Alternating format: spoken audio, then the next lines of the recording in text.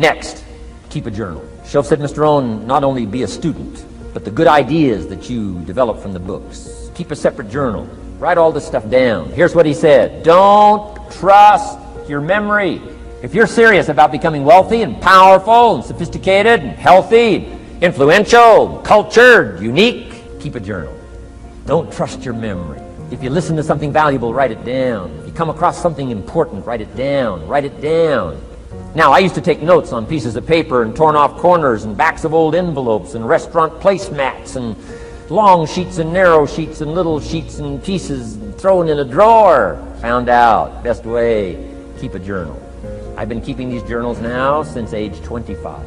It makes up a valuable part of my own learning, and it's a valuable part of my library. My own journals now form a good portion of my own library, the stuff. I'm trying to get kids to do like I do, be a buyer of empty books. Kids find it interesting I'd buy an empty book, especially at my status in life. What did I pay for this one? $26. Kids say, $26 for an empty book? Why would you do that? Well, the reason I paid $26 is to press me, to see if I can't find something worth $26 to put in here. And I'm telling you, all my journals are private. But if you got a hold of one of my journals, you wouldn't have to look very far until you would say, this is worth more than $26. I must admit, if you got a glimpse of Mr. Rohn's journals, you'd have to say he is a serious student. Not just committed to his craft, but committed to life, committed to skills, committed to learning, to see what I can do with seed and soil and sunshine and rain and miracle and possibilities and turn it into equities of life and treasure, family relationships, enterprise, sales, management, gifts galore, everything you want, all available, especially in America. I'm asking you, keep a journal. I call it one of the 3 treasures to leave behind. Let me give you that. One of the 3 treasures to leave behind. Number 1 is your pictures. Take a lot of pictures. Did you ever look back? Right? 2 or 3 generations, just a handful of photographs way back there. Wouldn't it be something if there was album after album, thousands of pictures to help tell the story? A picture's worth 1,000 words. Don't be lazy in capturing the event. How long does it take to capture the event? A fraction of a second. How long does it take to miss the event? A fraction of a second. Errors in judgment or disciplines. Take lots of pictures. Help tell the story. Click, click, got it. Click, click, got it. Keep. I go to Taiwan to lecture. Taipei, Taiwan. Grand Hotel. Neat place to do a weekend seminar. I got 1,000 students. Guess how many cameras? 1,000 cameras. They all bring their cameras. They wouldn't miss the event, take pictures. Takes me more time to take pictures than it does to do the lectures. Here's my new American friend. Here's my new American friend. Click, click, save it. Got it. 1,000 words, each one. What a scenario. Don't miss the pictures. When you're gone, one of the things to leave behind, the treasure in picture as well as in words. Next, your library.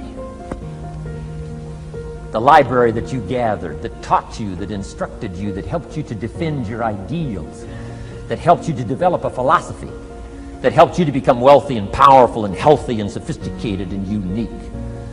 The library that helped you conquer some disease, the library that helped you to conquer poverty, the library that caused you to walk away from the ghetto, the library, the books that instructed you, fed your mind and fed your soul.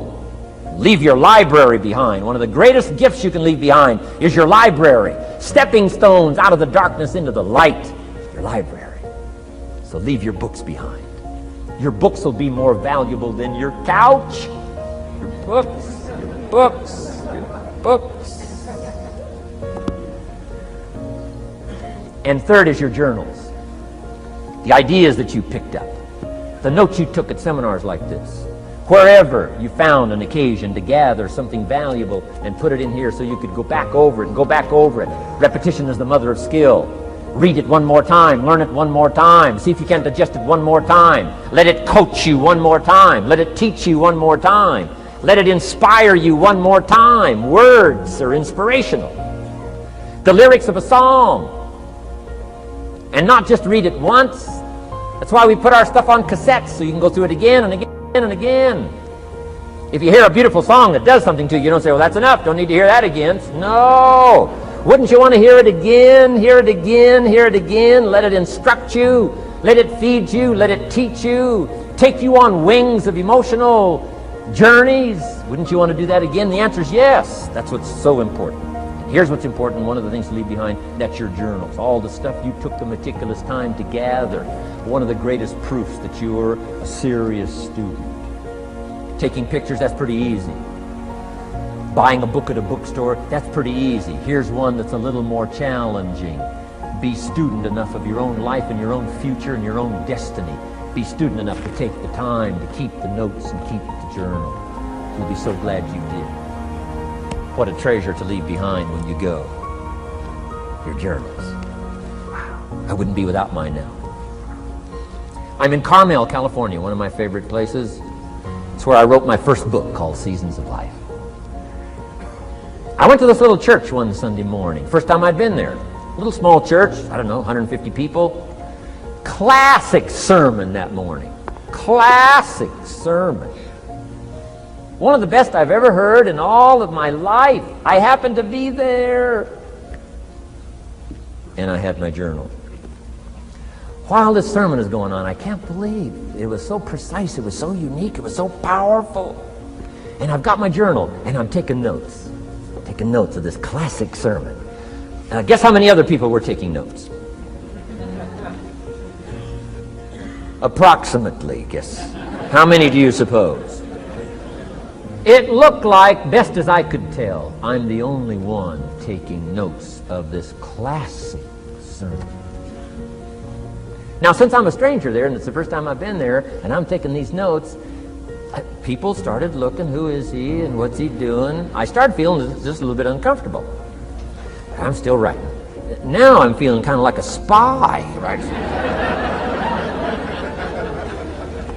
I could hear some of them say, he's going to get out of here with some of this stuff. And I did. I'm the guy that walked away with the stuff.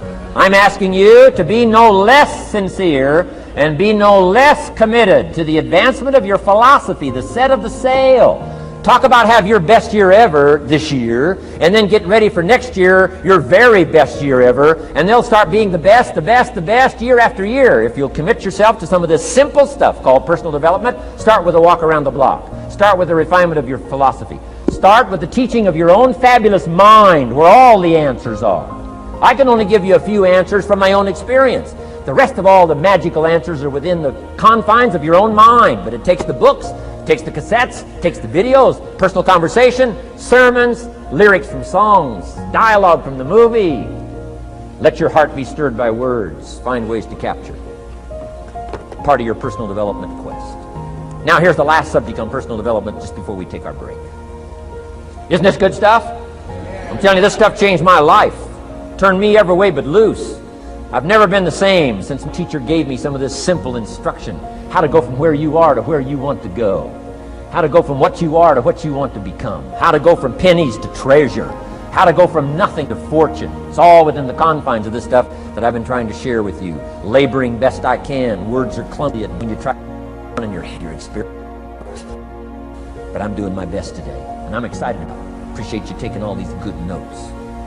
I'm good students today. I appreciate that. Success and failure are not giant events. They don't just show up. You don't just suddenly become successful or suddenly have this cataclysmic event that makes you fail. It may look that way, but failure comes from all the little things. It's failure to make the call. It's failure to check the books. It's failure to say, I'm sorry. It's failure to push yourself to do things physically that you don't want to do. And all those little failures day after day come together until one day some cataclysmic event happens and you blame that. That event happened because you missed all the little stuff. Do you agree with me? And success, by the way, is not some overnight event. It's all these little things.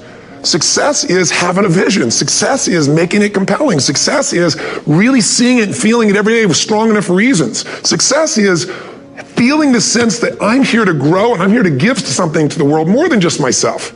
All the little stuff. That's where success comes from. In business, it comes from delivering more than anybody could imagine. All those little things add up. People go, wow, that's who I want to do business with. It's true in any area of your life. I read a minimum of 2 books a week. The average American reads only 1 book a year. If you decide that area that you love, that you are going to master that particular area, in this era of accelerated change, overwhelming complexity, and tremendous competition, as you begin to develop and expand your skills and your talents and your vision of yourself, you will always be in control of your destiny.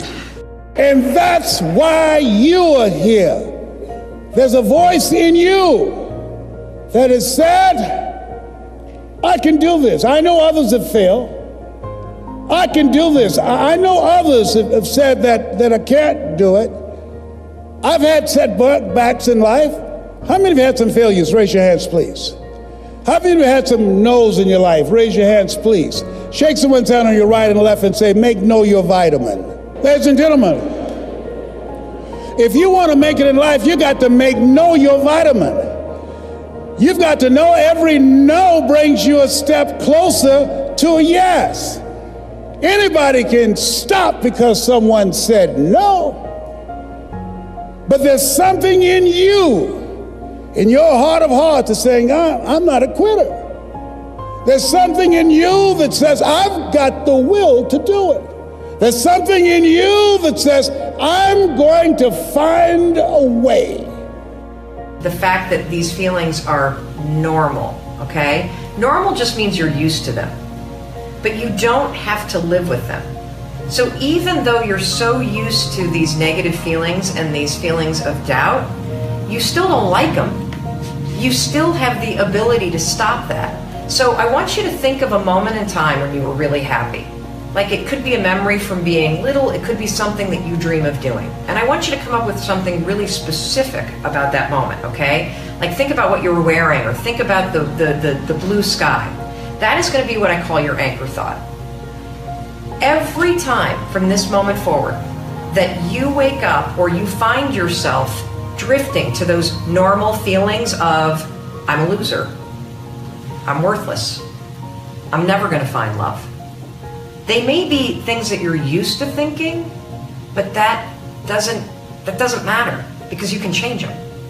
The second that you feel that, you've drifted over into that thought, and I keep coming over here because when you start using the rule, you're going to start to literally feel which part of your mind you're using. The worries kind of happen here. I want you to 5, 4, 3, 2, 1, and then I want you to insert this vision of yourself. This vision of yourself where you felt really good. And if you can't think of one, invent one.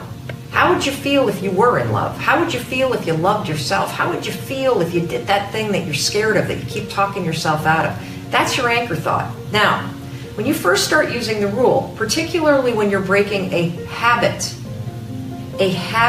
of thinking negative thoughts, when you first start doing it, you may need to use the 5-second rule 73 times in one day. That's okay. I had to do it like that when I was first using the rule to cure myself of anxiety. When I would start to worry about anything, I'd start to worry about, my kids, or I'd start to worry about money, and I'd feel my thoughts drift, and then I'd start to feel my heart race. I would stabilize my thoughts, 5, 4, 3, 2, 1. I'd activate my prefrontal cortex, lower the worries, on the other side, and then I would start to think about something that actually made me feel really calm or excited. That is the battle of your mind. And the other thing about normal that I just want to say is that the reason why it feels normal to doubt yourself and to have low self-worth is because you've thought this so long. It's become a pattern, just like chewing your nails becomes a pattern of behavior that you don't think about. Well, the cool thing is that based on science, you can actually change any pattern, even a thinking one. So use the 5-second rule. Every single time you catch yourself thinking the nasty stuff, and then activate your prefrontal cortex and force yourself to think something positive.